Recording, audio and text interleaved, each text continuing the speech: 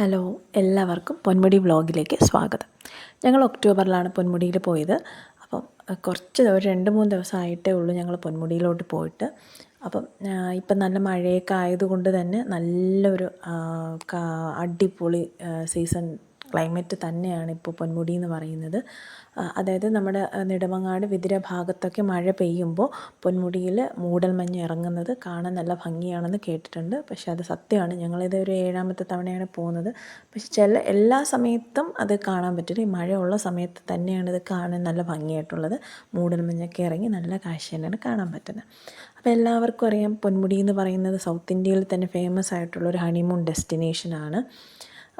നമ്മുടെ ഈ പാരിസ്ഥിതിക സന്തുലിതാവസ്ഥയൊക്കെ നിലനിർത്തുന്നതിൽ വളരെ നല്ലൊരു പങ്ക് വഹിക്കുന്നൊരു ലൊക്കേഷനാണ്. എക്കോളജിക്കൽ ബാലൻസൊക്കെ നന്നായിട്ട് മെയിൻറ്റെയിൻ ചെയ്തു പോകുന്ന ഒരു ലൊക്കേഷൻ തന്നെയാണിത്. ഇവിടെ ഞാൻ അറിഞ്ഞത് 283 ഇനം പക്ഷികളുണ്ട്. അതിൽ പലതും വംശനാശ ഭീഷണി നേരിടുന്നുണ്ട്. പിന്നെ അതുപോലെ തന്നെ ഇവിടെ രേഖപ്പെടുത്തിയിട്ടുള്ള ഏറ്റവും കുറഞ്ഞ താപനില എന്ന് പറയുന്നത് 8 ഡിഗ്രി സെൽഷ്യസ് ആണ്. പിന്നെ നമ്മൾ ടോപ്പിലെത്തുമ്പോൾ 22 ഹെയർ പിൻ കഴിഞ്ഞിട്ട് വേണം എത്താനായിട്ട്. 22 വളവുകളുണ്ട്. പിന്നെ ട്രെക്കിംഗ് ഉണ്ട്, ബാക്ക് പാക്കിംഗ്, അങ്ങനെ എല്ലാം കൊണ്ട് അടിപൊളിയാണ് പൊന്മുടി എന്ന് പറയുന്നത്. പിന്നെ പൊന്മുടിയിലെ മെയിൻ അട്രാക്ഷൻസ് എന്ന് പറയുമ്പം ഗോൾഡൻ വാലി ഉണ്ട്, അരുവികൾ, വനപ്രദേശമാണ്, വന്യജീവികൾ, കുന്നുകൾ, പിന്നെ മൂടൽമഞ്ഞ് നിറഞ്ഞ താഴ്വരകൾ. അപ്പോൾ ഇതെല്ലാം കൂടെ കൊണ്ടൊരു കോംബോയാണ് പൊന്മുടി എന്ന് പറയുന്നത്. പിന്നെ പൊന്മുടി ഹിൽ സ്റ്റേഷനിൽ നിന്ന് 1.5 കിലോമീറ്ററിനകത്ത് പൊന്മുടി വെള്ളച്ചാട്ടം വരുന്നുണ്ട്. പിന്നെ പൊന്മുടി റിസോർട്ടിൽ നിന്ന് ഒരു 3 കിലോമീറ്ററിൽ ഡീർ മാൻ പാർക്ക് വരുന്നുണ്ട്. പിന്നെ പൊന്മുടിയിൽ നമ്മൾ വരുന്ന വഴിയിൽ കല്ലാറ് 3 കിലോമീറ്ററിനകത്ത് മീൻമുട്ടി വെള്ളച്ചാട്ടം വരുന്നു.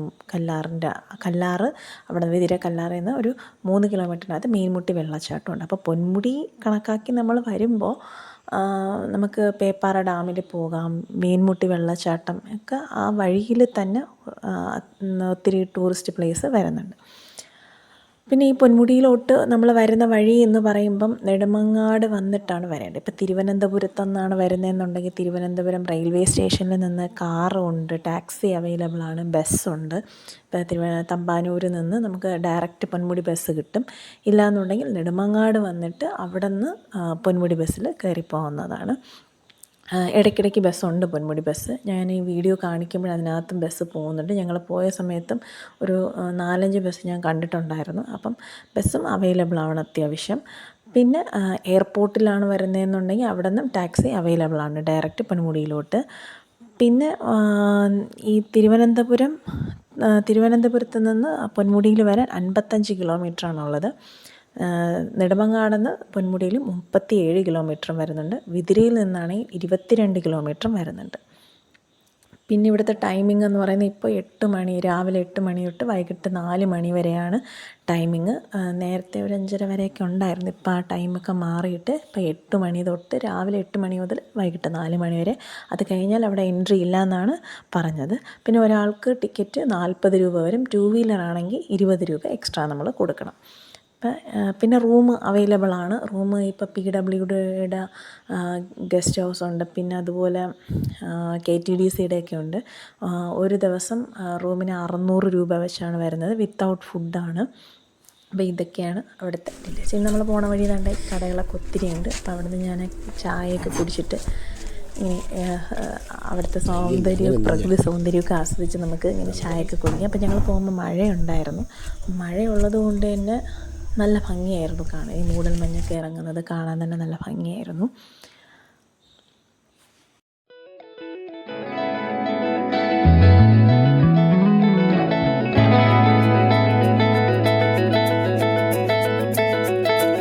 ഇനി ഇതാണ് ഞങ്ങൾ വരുന്ന വഴി കണ്ട വന്യജീവി. ഇവനെ മാത്രമേ ഞങ്ങൾ കണ്ടുള്ളൂ. ഞങ്ങൾ വരുന്ന വഴി ആനപ്പിണ്ടമൊക്കെ കണ്ടിട്ടുണ്ടായിരുന്നു. അപ്പോൾ എന്തായാലും ആന ഇറങ്ങും. പിന്നെ ആന ഇറങ്ങും, പുലി ഇറങ്ങിയിട്ടുണ്ടെന്നൊക്കെ പറയുന്നത് കേട്ടിട്ടുണ്ട്. അപ്പം ഞങ്ങൾ കണ്ട വന്യജീവി ഇവനെ മാത്രമേ ഞങ്ങൾ കണ്ടുള്ളൂ.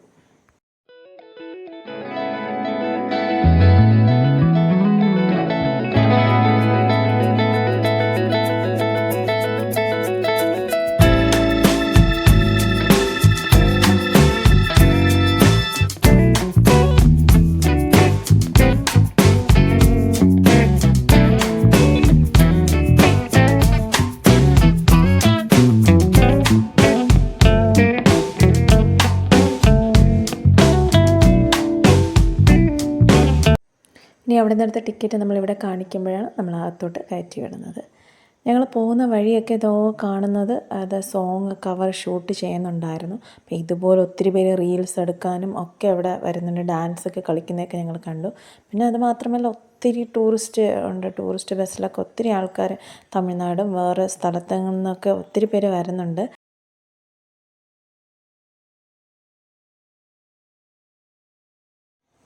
ഇതാണ് പൊന്മുടി പോലീസ് സ്റ്റേഷൻ. ഇനി അടുത്തൊരു വ്യൂ ആണ് ഈ ഭാഗം എന്ന് പറയുന്നത്. നല്ല ഫോട്ടോസൊക്കെ എടുക്കാൻ പറ്റിയ അടിപൊളി ലൊക്കേഷനാണ്. അങ്ങനെ ഞങ്ങളും വന്ന് ഒത്തിരി ഫോട്ടോസൊക്കെ എടുത്തായിരുന്നു. നല്ല ഭംഗിയുണ്ടായിരുന്നു. കാരണം നല്ല വ്യൂ അല്ലേ ഇത്. നമ്മളിങ്ങനെ കാണുമ്പോൾ എത്രയും ഭംഗി, പക്ഷെ നേരിട്ട് കാണുമ്പോൾ അതൊരു വേറൊരു അനുഭവം തന്നെയാണ്.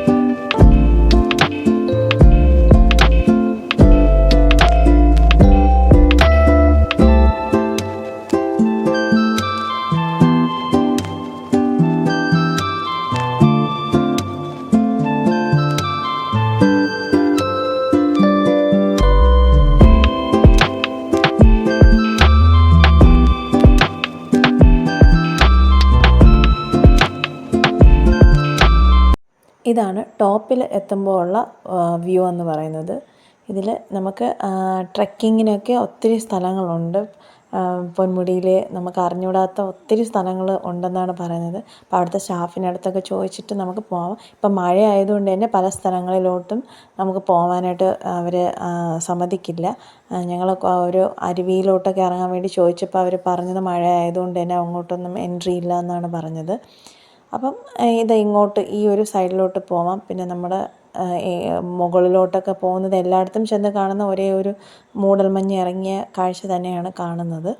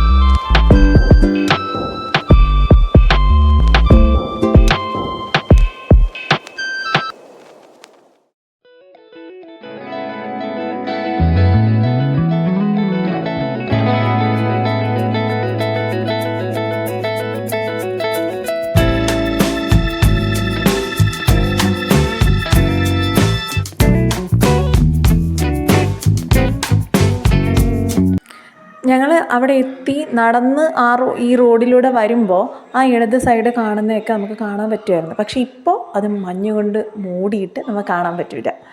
അതാണ് ശരിക്കും അവിടുത്തെ ഒരു ഭയങ്കര ഒരു വല്ലാത്തൊരു പ്രത്യേകത എന്ന് പറയുന്നത് തന്നെ.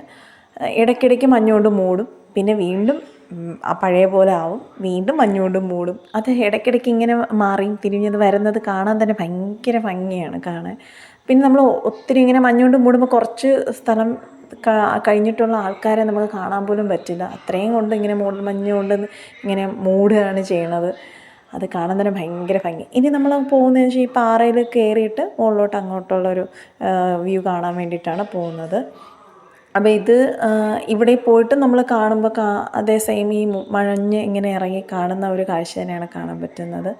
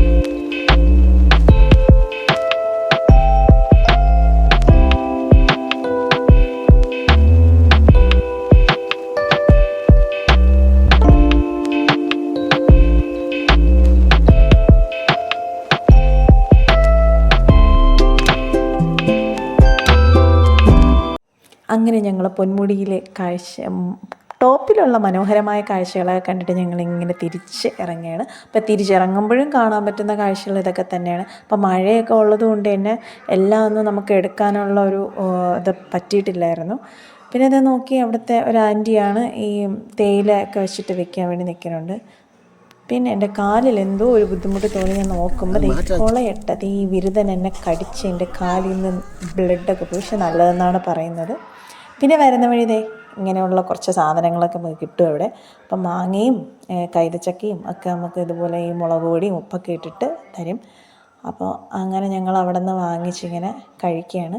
എന്നിട്ട് ഞങ്ങൾ മാമനോട് സംസാരിച്ചു. അപ്പോഴത്തേക്കും മാമൻ പറഞ്ഞു മാമൻ തമിഴ്നാട് നിന്നുള്ളവരാണ്. അപ്പം അവർ ഇതുപോലെ ഒത്തിരി പേരുണ്ട് അവിടെ എസ്റ്റേറ്റിലൊക്കെ താമസിച്ച് ഈ തേയില കൃഷിയൊക്കെ ചെയ്ത് പിന്നെ ഇവിടെ ഇങ്ങനെ കടയൊക്കെ ഇട്ടാണ് ജീവിക്കുന്നത്. മാമൻ ചെറിയ പ്രായത്തിലെ മാമനിങ്ങ് വന്നതാണ് എന്നൊക്കെയാണ് മാമനിങ്ങനെ ഓരോ കഥകളൊക്കെ പറയുന്നുണ്ട്.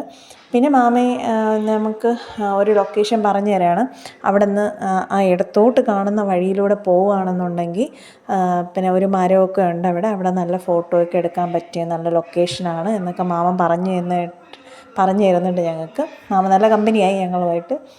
അങ്ങനെ മാമൻ്റെ കാര്യങ്ങളൊക്കെ കേട്ട് അങ്ങനെ ഞങ്ങൾ ഇരിക്കണം. അങ്ങനെ ഞങ്ങൾ മാമൻ പറഞ്ഞ അതേ സ്ഥലത്തേക്ക് പോവുകയാണ്. അപ്പോൾ ഭയങ്കര കട്ടറായിരുന്നു, റോഡ് മോശമായിരുന്നു.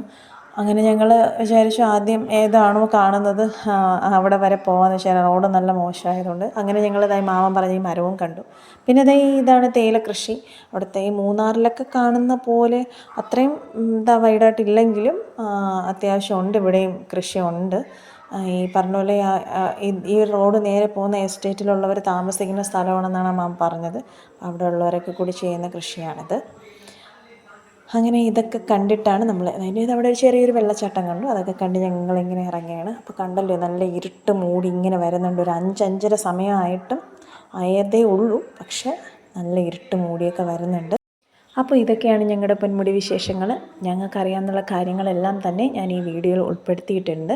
അത്യാവശ്യം പൊന്മുടിയിൽ വരുമ്പോൾ അറിയേണ്ട കാര്യങ്ങളെല്ലാം തന്നെ ഉണ്ട് എന്ന് ഞാൻ വിശ്വസിക്കുന്നു. അപ്പം നിങ്ങൾക്ക് ഈ വീഡിയോ ഇഷ്ടപ്പെടുന്നുണ്ടെങ്കിൽ ദയവായി ലൈക്ക് ചെയ്ത്, കമൻറ്റ് ചെയ്ത്, ഷെയർ ചെയ്ത്, സബ്സ്ക്രൈബ് ചെയ്ത് സപ്പോർട്ട് ചെയ്യുക. താങ്ക്